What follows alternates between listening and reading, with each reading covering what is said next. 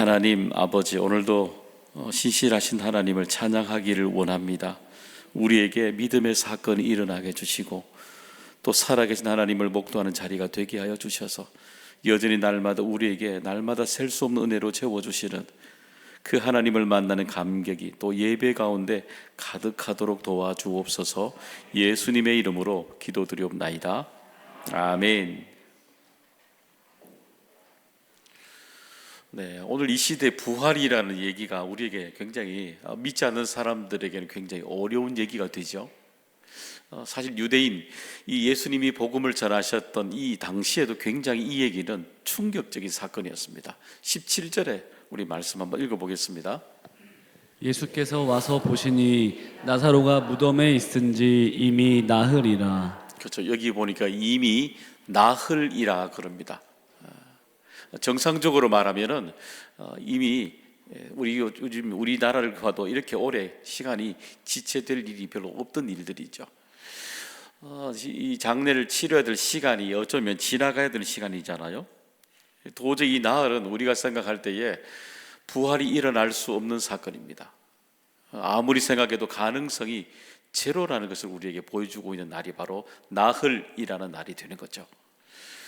그런데 이스라엘 백성들에게, 특별히 유대인들에게는 이 사일이라는 단어가 굉장히 중요합니다. 왜냐하면 이들의 전승 기록을 다루고 있는 미시나라는 전승 기록이 있습니다.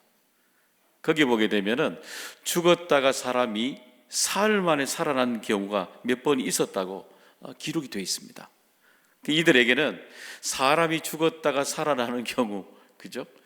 그런 경우는 봤을 때에 그들의 인식 속에 가지고 있는 날 한계는 뭐냐 하면 3일입니다. 3일을 넘을 수 없는 겁니다. 어쩌면 그들에게 미시나의 기록처럼 어떤 믿음처럼 그들이 가지고 있었던 생각의 한계가 되는 거죠. 그런데 그 3일이 아니라 4일 만에 오늘 사건이 부활이 일어났기 때문인 것입니다. 여러분, 오늘도 우리가 이 시대의 부활은 여러분 어떤 의미가 있을까요? 그런데 여러분, 이 부활이란 단어가 정말 관심이나 있을까요? 교회 밖에 나가면 사람들에게 부활 얘기하면 우리의 얘기 들을까요? 아마 기대하지도 않고 아마 귀를 기울이지도 않을 겁니다. 저는 오늘 본문에 나오는 이 바리새인들이 참 그립습니다. 왜냐하면 이 부활의 얘기를 듣고 그래도 반응이라도 하고 있지 않습니까? 거부하지만, 이들은 믿지 않고 있지만 부활의 얘기를 반응하고 있지 않습니까? 여러분, 이 시대는 세상에 나가서 부활을 얘기할 때에 반응이 없는 시대입니다.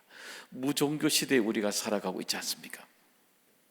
그럼에도 불구하고 오늘도 우리가 예수 그리스도 부활이요 생명이니 말씀을, 부활의 말씀을 우리 함께 나눠야 되는 이유가 있습니다.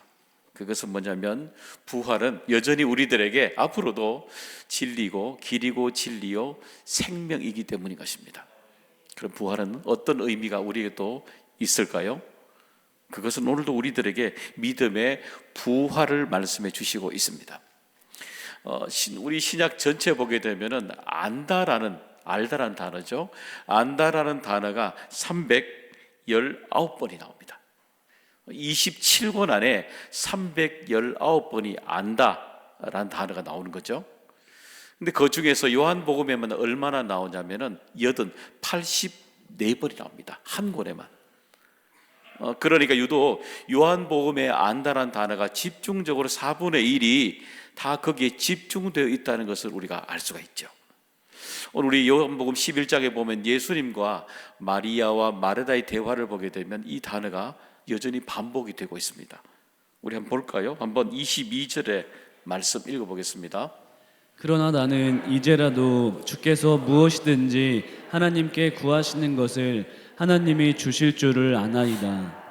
그렇죠. 여기 보면은 안다라는 겁니다. 어떤 걸 아냐면은 내가 하나님 앞에 기도할 때 내게 응답 주신다는 것, 내가 안다는 겁니다. 안다는 건 뭐냐면 내가 경험적으로 경험했기 때문에 여기는 안다는 단어입니다. 또 볼까요?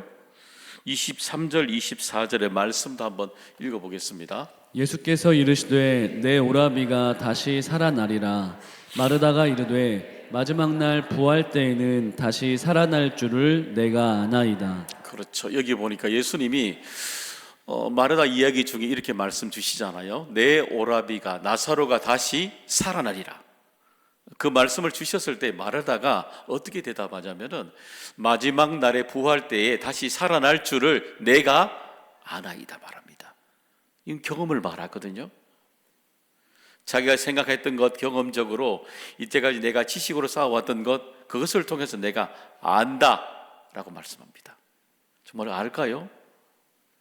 근데 이 질문을 하고 난 뒤 예수님이 그 당시에 그 다음에 이어지는 말씀으로 25절, 26절에 이렇게 질문하셨습니다. 다시 한번 이것도 읽어볼까요? 예수께서 이르시되 나는 부활이요 생명이니 나를 믿는 자는 죽어도 살겠고 무릇 살아서 나를 믿는 자는 영원히 죽지 아니하리니 이것을 내가 믿느냐. 그렇죠. 여기 보니까 그러면 안다라고 말했으니까 예수님이 26절에 이렇게 말씀하셔야 되죠.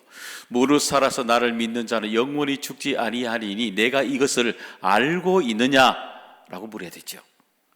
그런데 예수님은 그렇게 답하지 않습니다. 알고 있느냐라고 말씀하지 않고 믿느냐라고 말씀하고 있습니다. 엇갈리고 있죠. 그럼 예수님이 이 마르다의 의미를 대답하는 안다의 의미를 모르시고 하실 말씀일까요? 아니요, 하시는 거죠. 근데 왜 이렇게 마르다는 안다라고 말하고 있고 예수님은 믿으라고 말씀하고 있을까요? 이 얘기가 엇갈리고 있지 않습니까? 그것은 왜냐하면 여러분 부활은 우리들의 경험으로 알 수 있는 세계가 아니라는 겁니다. 우리가 알고 있는 지식으로 알 수 있는 그 세계가 부활은 아니라는 겁니다. 그래서 안다라고 말할 때 마르다가 안다라고 말했다면 그가 안다라고 말했다면 이 나사로가 살아날 것을 믿어야 되는 거죠.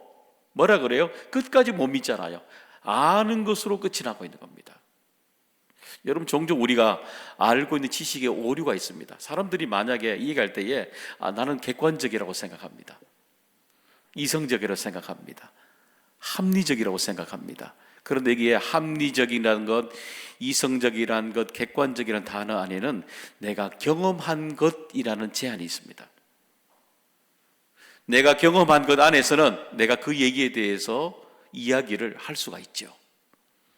여러 가지 다양한 견해를 제시할 수가 있죠. 그런데 내가 경험하지 못한 사실을 내가 객관적으로 말할 수 있습니까? 없죠. 이것은 내가 경험하지 못한 것은 아는 게 아니라 경험하지 못한 것은 난노잉이에요. 모른다는 거예요, 이건요.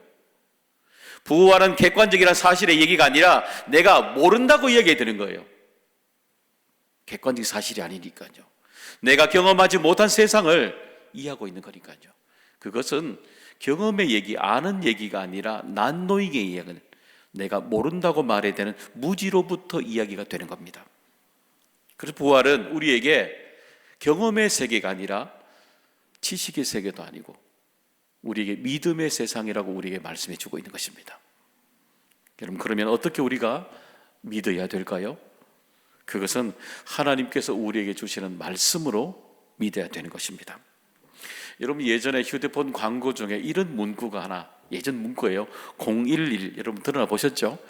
스피드 011 이야기할 때 예전에 카피 문구가 이런 문구가 하나 있었습니다. 또 다른 세상을 만날 때는 휴대폰을 잠시 꺼두셔도 좋습니다. 여러분 이 기억하십니까 혹시? 한석규 씨가 대나무 숲을 쭉 안에 들어가면서 소리를 들으면서 한 얘기입니다. 또 다른 세상을 만날 때는 휴대폰을 잠시 꺼두셔도 좋습니다. 여러분 또 다른 생각, 또 다른 세상, 하나님이 만들어 놓은 세상으로 부르실 때는 잠시 여러분의 지식을 꺼두시길 바랍니다. 하나님이 부르신 세상에 들어오기 위해서는 잠시 여러분이 경험했던 세상이 아니라 여러분의 경험으로 알 수 없는 그 세상에 들어갈 때는 여러분의 경험을 스톱하시길 바랍니다. 그래야 들어올 수가 있어요. 여러분 산에 한번 들어가 보셔요. 산에 보면 고여있는 물들 이렇게 보게 되면 얼마나 깊이가 있어요? 얼마나 깊이 들어가 있습니까? 왜냐하면 그 물들은 이렇게 사람들이 막 흐트러 놓지 않았거든요. 혼탁하지가 않기 때문에, 흙탕물이 없기 때문에 이렇게 쳐다보게 되면 깊이를 알 수 없을 만큼 깊이 맑은 물로 보이게 됩니다. 여러분, 우리 그래요? 종종 우리가 알고 있다는 세상의 지식들이 흙탕물이 많아요. 우리가 아무리 안들 경험하지 못한 세상을 말하는 하나님의 세상을 우리의 이 흙탕물로 우리가 흐트러 놓은 생각으로 알 수가 있을까요? 아니요. 더 많이 혼탁하면 더 혼탁할수록 더 깊이 바라볼 수 있는 깊이를 보지 못하죠. 다 흙탕물이 지나가고 깨끗하게 맑은 물이 될 때 더 깊이 볼 수 있는 것처럼 우리의 생각이 여러분 멈춰야만이 하나님의 세상을 볼 수 있는 것입니다. 그런 은혜들이 오늘도 우리 예배 가운데 충만하게 우리에게 주시기를 간절히 소망합니다. 말씀을 통해서 우리에게 들여다볼 수 있는 겁니다. 시편 19편 8절에 이렇게 말씀 주십니다. 읽어봅니다. 여호와의 교훈은 정직하여 마음을 기쁘게 하고 여호와의 계명은 순결하여 눈을 밝게 하시도다. 그렇죠. 하나님의 말씀은 우리로 하여금 밝게 순결하게 만들어 주셔서 그 말씀을 통해서 눈을 밝게 만들어 주시기 때문에 하나님이 우리에게 보여주시고자 하시는 것들을 믿고 볼 수 있도록 열어주시는 것입니다. 여러분, 그렇기 때문에 오늘도 하나님의 말씀을 통해서 부활의 세계로 들어가야 되는 것입니다. 여러분, 오늘도 하나님이 열어주시는 그 부활의 세계로 말씀을 통해서 믿음의 세계로 들어오시기를 주님의 이름으로 축복합니다. 두 번째는 이 부활의 의미는 바로 우리가 잃어버린 자아상을 회복하는 부활이라고 말씀해 주시고 있습니다. 오늘 요한복음 11장에 보면 우리는 두 가지, 이 내용 속에서 두 가지 명확한 전제를 우리가 알 수가 있습니다. 하나는 뭐냐면은 이들이 부모가 없다는 겁니다. 부모가 보이지 않는 거죠. 이 세 자매 나사로와 마르다와 마리아를 보이는데 그 옆에 부모가 보이지 않는 겁니다. 더구나 나사로가 죽음을 맞이했는데도 불구하고 부모가 보이지가 않잖아요. 애곡이 없잖아요. 그래서 우리 조금 상상을 하게 되면은 이 나사로 가정의 엄마 아버지가 일찍 여의였거나 다른 곳에 계시거나 여러 가지 우리가 좀 상상을 할 수가 있죠. 그렇기 때문에 이 세 자녀가 함께 오랜 동안 부모 없이 생활해 왔다는 것을 우리가 짐작할 수가 있죠. 또 하나 짐작은 뭐냐 하면은 이 나사로의 병이 오래전부터 지금까지 심각한 병이 진행형이라는 것도 우리가 알 수가 있습니다. 우리가 1절의 말씀 읽어보겠습니다. 어떤 병자가 있으니 이는 마리아와 그 자매 마을 베다니에 사는 나사로라. 그렇죠. 여기 보니까 어떤 병자가 있으니 이라고 말합니다. 이게 우리가 한글에 번역이 조금 한계인데 그대로 번역하면 이렇게 되는 거예요. 과거부터 지금까지 심각한 병이 계속해서 지속되고 있다, 이 말입니다. 또 풀어내게 되면, 그러니까 어느 시점이라는 것을 우리는 알 수는 없죠. 근데 어느 시점부터 이 나사로가 큰 심각한 병이 들었고 그때부터 지금까지 그 병이 계속해서 진행형에 있었다는 것을 우리가 알 수가 있는 겁니다. 심각한 병인 거죠. 그러니까 이 세 형제가 부모 없이 오랜 동안 경제적인 문제를 책임지면서 특별히 오빠가 생활을 할 수 없기 때문에 이 자매가 생활을, 이 경제적인 여건을 책임지지 않았겠어요? 참 힘든 상황이죠. 그 당시에 경제적인 주권이 여자들에게 없는 상황이기 때문에 참 어려웠다는 것도 우리가 짐작할 수가 있죠. 거기에다가 오랜 동안 오빠를 치료하기 위해서, 이 불치병과 같은 병을 치료하기 위해서 온 모든 초점을 이 세 사람이 맞추고 오랜 동안 살아왔다는 것을 우리가 느낄 수가 있지 않습니까? 그걸 보면 이 가정이 참 힘든 가정이었구나라는 것을 우리가 짐작할 수 있게 되는 겁니다. 그래서 과거에 있었던 이 심각한 문제들이 지금까지 계속해서 이 김병으로 인해서 어려운 환경들이, 이 큰 이 병이 치유가 되지 않는 상태에서 계속해서 문제가 지속되고 있는 겁니다. 지금도 문제가 되고 있다는 겁니다. 아마 오늘 예배 드리고 있는 이곳에도 여전히 어려운 분들이 계십니다. 여전히 과거에 어려운 병의 문제들 지금까지 계속해서 가지고 있는 가정도 있습니다. 이곳에. 아마 이거 외에 이 나사로의 가정처럼 여러분에게도 말하지 못한 어려움의 문제들이 지금까지 계속 여러분 힘들게 살아온 가정들도 분명히 있을 것입니다. 저는 오늘도 이 예배 가운데 하나님께서 나사로 가정에 주셨던 은혜를 여러분의 가정에 주시기를 원합니다. 정말 깨끗하게 치유하시는 하나님의 놀라운 기름 부음을 주시기를, 부활의 영광을 주시기를 간절히 소망합니다. 그럼 어떻게 나사로의 이 자아상, 잃어버렸던 자아상들 하나님이 회복시키고 계실까요? 그것은 부활의 영광을 통해서, 치유하신 하나님을 통해서 이 가정이 새롭게 은혜를 받게 됩니다. 여러분, 우리 교회에 엘리베이터가 두 곳이 있습니다. 여기 끝에 하나가 있고 사무실에 하나가 있습니다. 두 곳이 있습니다. 그 중에 사무실 옆에 있는 엘리베이터에 여러분 잘 보시면 복원 기능이 하나 있습니다. 최근에 나온 엘리베이터들은 공통적으로 복원 기능이 있습니다. 어떤 게 있냐면, 여러분 2층, 3층, 4층, 우리 교회 제일 높은 층이 몇 층입니까? 5층이나 되지 않습니까? 그죠? 5층까지 올라가는데, 이 눌러놓으면요, 여러분 잘 모르실 겁니다. 한참 5분, 10분 한참 지나고 나면요, 사람들이 버튼을 누르지 않으면 어디 오냐면 1층으로 자동으로 내려옵니다. 복원 기능입니다. 이게 뭐냐면은 처음에 그 구입하고 난 뒤 설정을 할 때에 자기가 가장 이용하는 층으로 설정해 두면 항상 그 층으로 처음으로 돌아오는 복원 기능이 있는 겁니다. 여러분 백화점이나 이런 데는 수시로 다 눌러야 되니까, 어느 층이든 다 가야 되니까 그런 기능을 꺼두고 살아가는 거죠. 우리 교회는 1층에 있습니다. 남겨놨습니다. 복원 기능, 누른 대로 어디에 있든 멀리 있든 원래대로 돌아오는 층이 1층으로 돌아오는 겁니다. 여러분, 부활도 그래요. 오늘도 나사로에게 가장 중요한 축복은 뭐겠어요?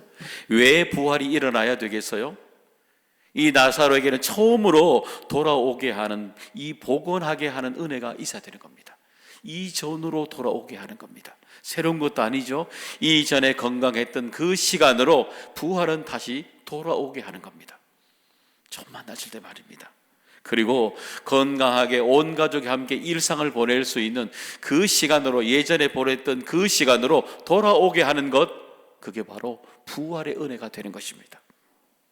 저는 그런 은혜들이 여러분 오늘 예배 가운데 올 한 해 풍성히 반드시 꼭 일어나기를 간절히 소망합니다. 이 부활에 처음부터 복원시키는, 처음의 자리 건강한 모습으로 일상의 자리로 돌아오게 하는 이들을 돕는, 정말 숨은 이들을 돕는 손길들이 여기에 나옵니다. 한번 볼까요? 41절에 이 얘기가 나옵니다. 41절에 한번 볼까요? 읽어보겠습니다. 네, 제가 한번 읽어볼게요. 제가 안 들었는가 봐요. 여러분, 우리 읽었던 성경의 11장 41절 한번 우리 읽어볼 수 있나요? 읽어보겠습니다. 시작. 돌을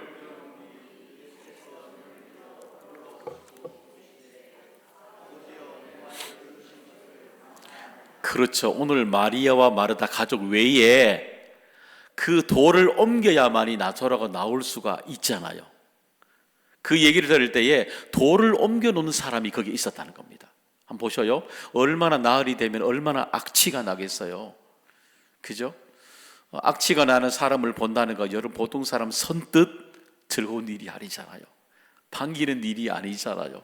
돌을 넘겼을 때 수많은 사람들에게 지탄을 받을 수 있는 그런 일이 되잖아요. 그런데 그 예수님의 얘기를 듣고 말씀을 듣고 돌을 옮겨놓은 사람이 있었다는 겁니다. 그렇죠? 43절 44절의 말씀도 읽어볼까요? 읽어보겠습니다. 이 말씀을 하시고 큰 소리로 나사로야 나오라 부르시니 죽은 자가 수족을 배로 동인 채로 나오는데 그 얼굴은 수건에 쌓였더라. 예수께서 이르시되 풀어놓아 다니게 하라 하시니라. 그렇죠. 풀어놓아 다니게 하라는 겁니다. 이런 보니까 갇혀있는 돌을 옮기는 사람이 있는 겁니다. 참 감사하죠. 저는 이 문장을 보면 저는 그 사람들이 생각이 났습니다. 가나 혼인잔치 요한복음 2장에 나왔던 예수님의 말씀을 듣고 항아리에 물을 채웠던 사람들입니다. 그리고 사람들에게 항아리를 옮겨두었던 사람들입니다. 숨은 사람들이죠. 그 숨어있던 사람들을 통해서 그 잔치에 있는 수많은 사람들이 이전에 보지 못한 포도주를 먹게 되지 않습니까? 옮긴 사람이 있다는 겁니다. 오늘도 여전히 병자 옆에 있는 그 병을 치유하도록 돕는 옮기는 사람을 통해서 하나님의 역사는 오늘도 일어나게 하신다는 겁니다. 또 볼까요? 사람이 망으로 옷으로 천으로 묶어두던 그것을 어떻게 해요? 풀어주는 사람이 있다는 겁니다. 더 어려운 일 아닌가요? 그런데 풀어주었기 때문에 나사로가 거기에서 온전히 일어설 수 있게 되었는 것입니다. 여러분, 그래요? 문제가 있다면 문제를 풀어주는 사람도 있어야 되는 겁니다. 수많은 가정에 어려운 문제 있을지라도 그 문제를 보고 풀어놓은 모든 수건들을 쌓였던 것을 풀어놓는 사람이 있는 것처럼 우리의 삶에 묶여있는 모든 자리를 풀어놓는 사람을 통해서 부활의 영광을 하나님은 여지없이 우리 가운데 나타내게 되신다는 겁니다. 그런 은혜들이 여러분의 가정에 옮겨지게 되고 풀어놓는 은혜들이 놀랍도록 부활의 영광으로 하나님께서 주시기를 다시 한번 주님의 이름으로 축복합니다. 세 번째는 뭐냐면은 이 부활은 우리에게 믿음의 부활을 말씀해 주셨죠. 우리에게 경험이나 지식의 세계가 아니라 아예 우리가 보지 못한, 경험하지 못한 객관적을 넘어가는 그 믿음의 세계, 부활의 세계를 말씀했다면, 우리에게 잃어버렸던 자아상들, 삶에 처음으로 복원시키는 부활의 영광을 얘기했다면, 세 번째는요, 우리 인생의 마지막 때에 정말 한 번 더 겪어야 되는 부활의 은혜를 우리가 다 만나야 된다는 것입니다. 왜냐하면 우리는 나사로처럼 우리들도 결국에는 다 죽음을 맞이할 수밖에 없지 않습니까? 우리 인생에 예외 없이 우리 모두도 다 죽음의 앞에 다가갈 수밖에 없기 때문인 것입니다. 제가 아마 15년 전쯤으로 기억합니다. 한 번은 저희 친척 장례식에 제가 내려간 일이 있었습니다. 친척 장례식에 내려갔는데 그때에 장례식에 고인의 이름을 보고 깜짝 놀랐습니다. 고인 이름이 뭔지 아십니까? 최원근이었습니다. 깜짝 놀랐습니다. 물론 제가 알고 내려갔습니다만은 제 사촌 동생의 이름이 멀원입니다. 저는 어두문을 쓰기 때문에 다르고 이름이 똑같습니다. 보니까 이름이 고인이 최원근 쓰는 겁니다. 순간적으로 깜짝 놀랐죠. 이제 위로 예배, 입관 발인하는데 계속 고인 최원근 집사님은 그렇지 않습니까? 고인 최원근, 제 이름이 계속해서 이 얘기 나오는 겁니다. 이게 장례를 치르면서 제가 제 얘기를 계속 하고 있는 거예요. 저는 고인이 되는 겁니다. 3일 동안. 그 얘기를 들으면서 제가 참 마음에 느끼는 게 있었어요. 그래, 나도 죽음을 맞이하겠구나. 입관 때에 제 사촌 동생이 젊은 나이죠.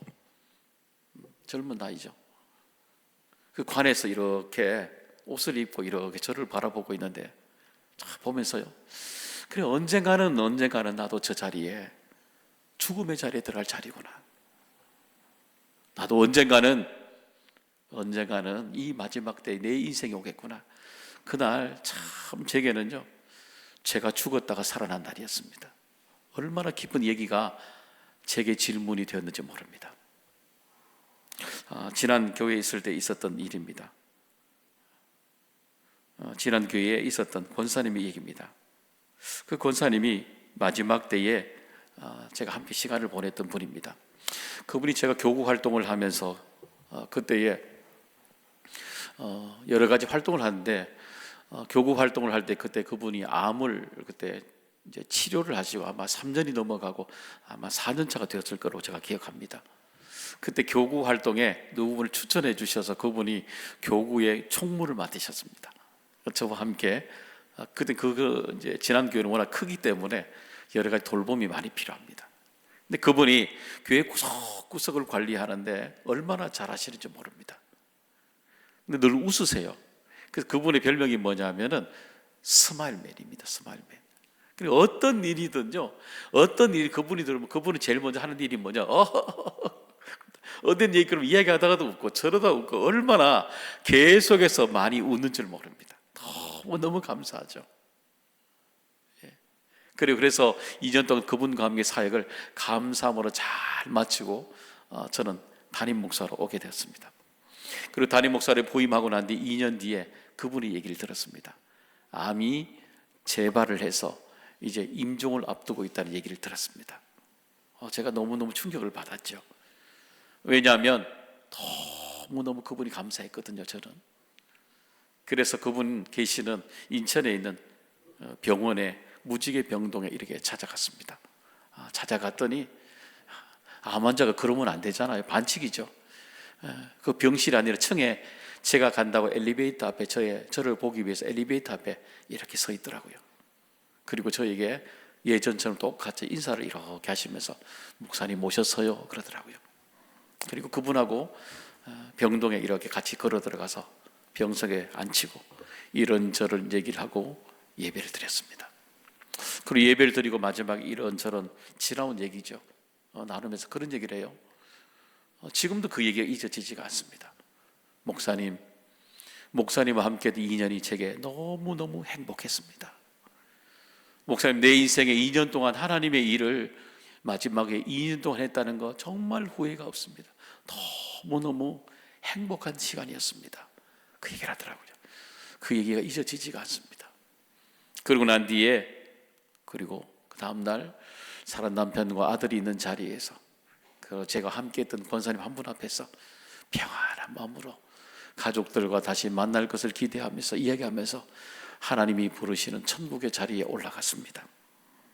사랑하는 여러분, 오늘도 하나님은 우리의 부활의 마지막 순간에 우리들을 이렇게 부르시고 계십니다. 우리 40절의 말씀 한번 읽어보겠습니다.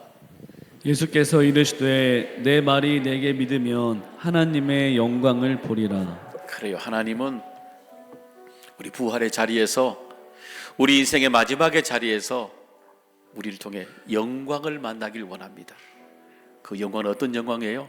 하나님의 영광을, 이렇게 부활의 영광을 보는 사람들은 우리 인생에 가장 두려움이 올 때 평안함으로 인도합니다. 하나님의 영광을 보는 사람들은 인생의 마지막에 가장 죽음을 맞이할 때도 하나님의 문이, 하늘의 문이 열린 그 모습 그대로 평안함으로 올라갑니다. 그리고 남겨진 가족들에게 다시 만날 것을 기대할 수 있는 부활의 이별을 다시 하게 되는 겁니다. 왜냐고요? 하나님이 믿음의 사람들에게 마지막 주신 그 부활은 여호와 이레, 하나님이 우리에게 예비해 놓으신 하나님의 마지막 선물이 되기 때문입니다.